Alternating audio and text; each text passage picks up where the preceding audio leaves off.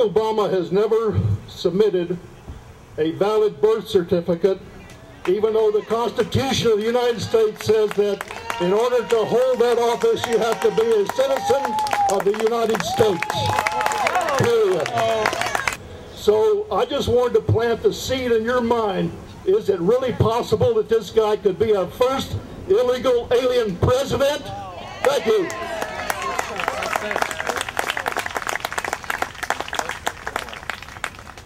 Thanks, Ben. Our next speaker is Jack Martin, who's the Director of Projects, Special Projects for FAIR.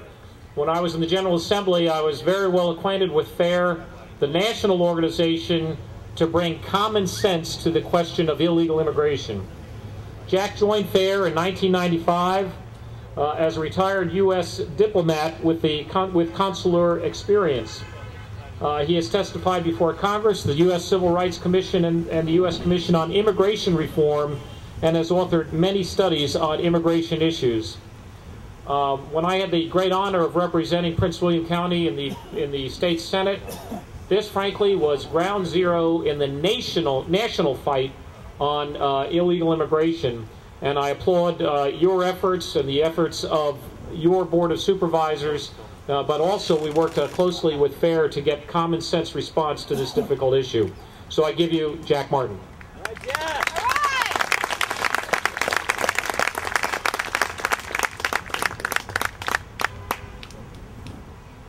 I have to start with a confession. I don't pay any Virginia taxes. But that's only because I work and I live in Washington, D.C. But the fact is, you've got an awful lot of people who are living in Virginia and working in Virginia, and they're not paying Virginia taxes. Those people are people we refer to as illegal aliens who are working in the underground economy. They're working with false identification. They're not having any taxes withheld from their paychecks. And even those who are having taxes withheld from their paychecks are now getting assistance in filing income taxes so that they can get reverse taxes. It's called the Earned Income Tax Credit. They're getting money back, and it's coming out of your pockets. How many people are there? We're estimating there are about 300,000 illegal aliens in Virginia at the present time.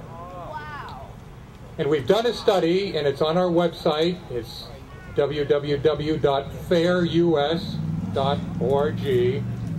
We've estimated that the costs to the Virginia taxpayer of illegal immigrants in this state is $1.7 billion, not million, billion dollars a year.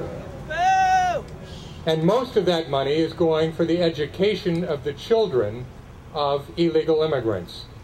Those who are illegal themselves and those who are born in this country after the illegal immigrants come into the state. Now, this isn't a problem that can disappear overnight, but it is a problem in which local government is empowered by the federal government to take action. And a number of states have begun taking action. Arizona was in the lead. They, 2 years ago, adopted legislation that required every employer in the state to verify the work credentials of their employees.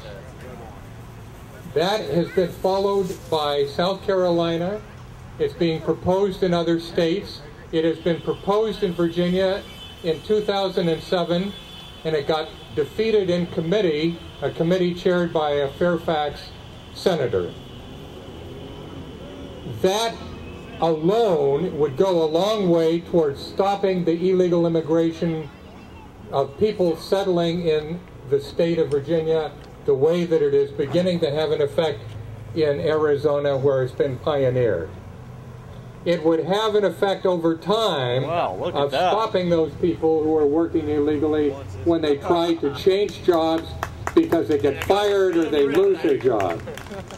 And gradually, if we work on this and we work in cooperation with the federal government, the illegal immigrant population is going to diminish over time in the same way that it has built up over time ever since the amnesty was adopted in 1986. But instead, what we have is we have the Obama administration, like the Bush administration, trying to pass a new amnesty for the estimated 13 million illegal immigrants in this country.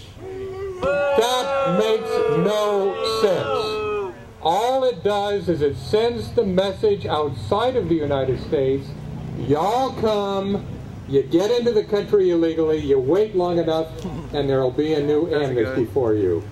That is something that we cannot tolerate.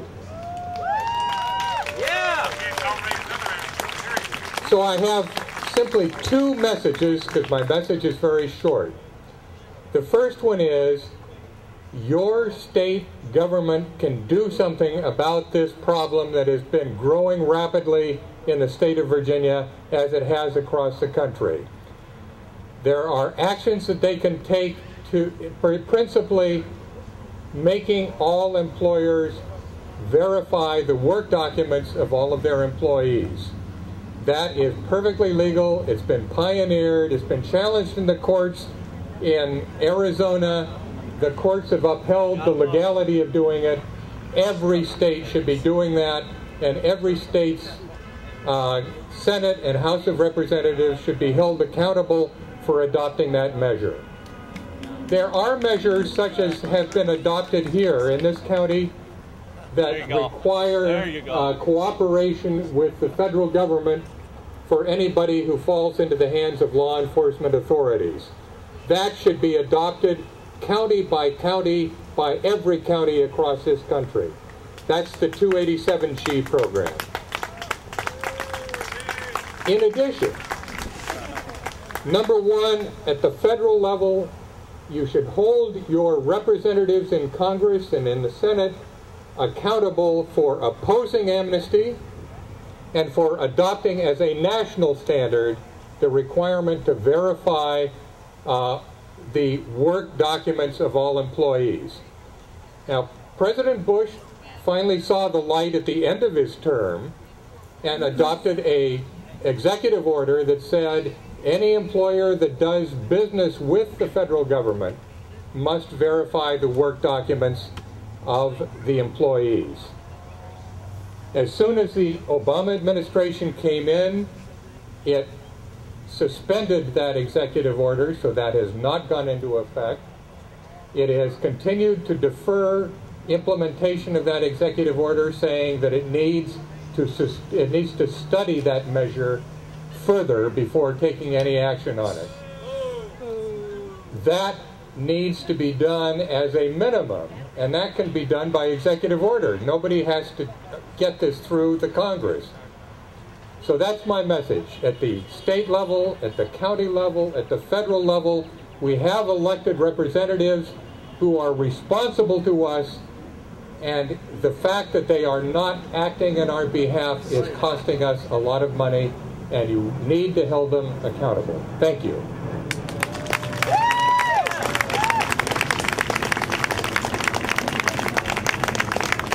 Thanks so much, Jack. I told you my name is Jay O'Brien.